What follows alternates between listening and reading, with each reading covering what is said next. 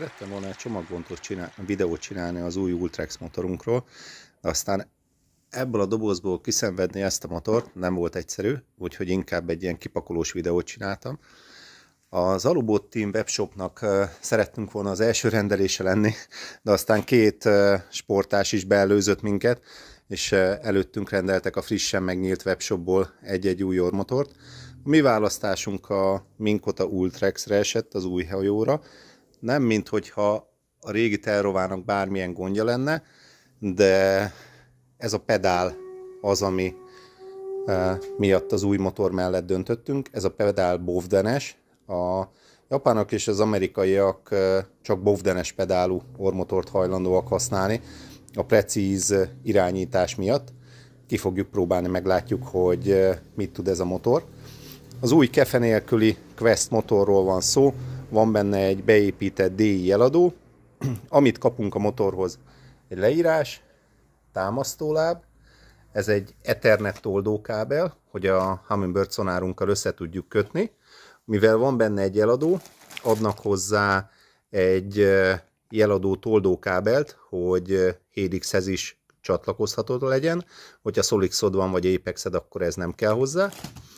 Kapunk hozzá kettő különböző propellert, egy kis szerelőkit a Megalife-hoz, csavarok, szintén az Ethernethez, hogyha Helixünk van, egy másik kábel, és kapunk hozzá egy ilyen mikrotávirányítót. A pedállal, ebben a távirányítóval és szonárral minden funkció elérhető. Van hozzá egy applikáció, a OneWord Network, amiben az egyéb setupokat meg lehet tenni.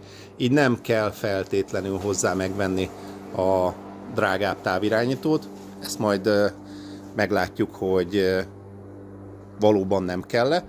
Még nincs felszerelve a helyére. Először magát az orrmotornak az egységét kell ide illeszteni, két csavarra rögzíteni, és utána a gázrugókat becsavarozni, és utána lehet fölfúrni a orrmotort a helyére. Én mindig azt szeretem, hogyha a hajó középvonalával van egy pontban az orrmotor, így a legideálisabb a működése.